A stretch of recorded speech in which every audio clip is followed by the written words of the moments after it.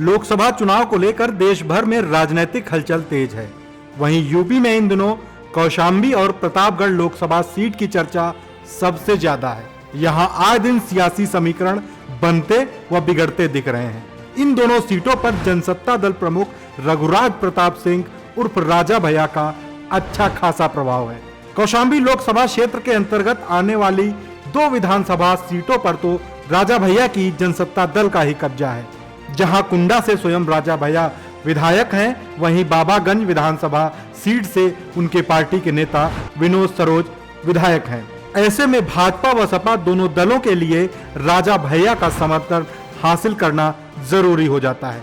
गृह मंत्री अमित शाह ने राजा भैया से मुलाकात कर प्रतापगढ़ व कौशाम्बी लोकसभा सीट पर उनसे समर्थन मांगा था। वहीं केंद्रीय मंत्री संजीव बालियान और कौशाम्बी से भाजपा प्रत्याशी विनोद सोनकर राजा भैया की कुंडा स्थित वेती कोठी पर पहुंचे। दोनों बीजेपी नेताओं ने राजा भैया से मुलाकात कर उनसे समर्थन मांगा।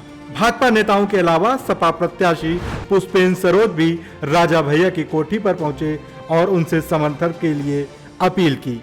भाजपा और सपा दोनों दल के प्रयासों के बाद भी राजा भैया ने किसी भी दल को समर्थन न देने का ऐलान किया है। उन्होंने अपने समर्थकों से अपील की है कि वह स्वेच्छा से मतदान करें। माना जा रहा है कि राजा भैया के इस निर्णय से भाजपा व सपा दोनों दलों को बड़ा झटका लगा है। आंकड़ों पर अगर नजर डालें तो कौशाम्बी लोकसभा क्षेत्र के अंतर्गत आने वाली बाबागंज विधानसभा में 3,26,171 मतदाता हैं। वहीं कुंडा विधानसभा क्षेत्र में 3,64,472 वोटर्स प्रत्याशियों के भाग्य का फैसला करते हैं।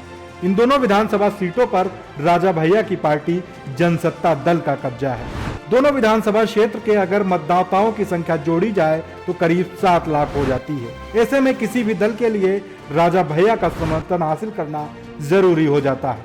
2019 के लोकसभा चुनाव में राजा भैया ने कौशाम्बी और प्रतापगढ़ से अपने पार्टी जनसत्ता दल के सिंबल पर प्रत्याशी उतारे थे।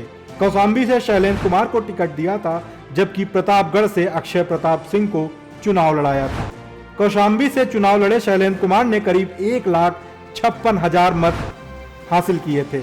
वहीं प्रतापगढ़ लोकसभा से चुनाव लड़ रहे अक्षय प्रताप सिंह को 46,963 वोट मिले थे, जिसके बाद वो चौथे स्थान पर रहे थे। हालांकि अब की बार राजा भैया ने अपने प्रत्याशी नहीं उतारे हैं। इसी को देखते हुए बीजेपी, सपा और बसपा तीनों दल उन्हें अपने पाले में लाने के लिए प्रयासरत हैं।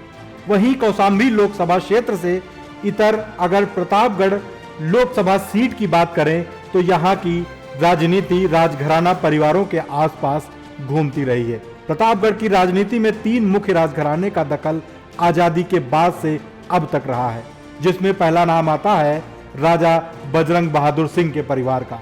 राजा भैया भी इसी राजघराने से संबंध रखते हैं। राजा बजरंग बहादुर सिंह कांग्रेस के कद्दावर नेता और हिमाचल प्रदेश के गवर्नर थे। साथ ही वह स्वाधीनता की लड़ाई में सक्रिय रहे। वहीं दूसरा परिवार सोमवंशी क्षत्रिय राजा प्रताप बहादुर सिंह का है। इस राजघराने के नाम पर प्रतापगढ़ का नाम पड़ा। तीसरा राजघराना काला काकर के राजा दिनेश सिंह का है, जो देश के वाणिज्य और विदेश मंत्री भी रहे। कहा जाता है प्रतापगढ़ लोकसभा सीट पर जीत के लिए इन 3 राज परिवारों का आशीर्वाद जरूरी होता है। हालांकि अब की बार इन परिवारों से कोई भी प्रत्याशी लोकसभा चुनाव नहीं लड़ रहा है, लेकिन देश में 17 बार हुए लोकसभा चुनाव में से 10 बार प्रतापगढ़ की सीट पर इन राजघरानों का ही कब्जा रहा है। बीजेपी ने यहां से संगम लाल गुप्ता को फिर से प्रत्याशी बनाया है, जबकि सपा ने लखनऊ पब्लिक स्कूल के संस्थापक SP सिंह पटेल को यहां से उम्मीदवार बनाया है।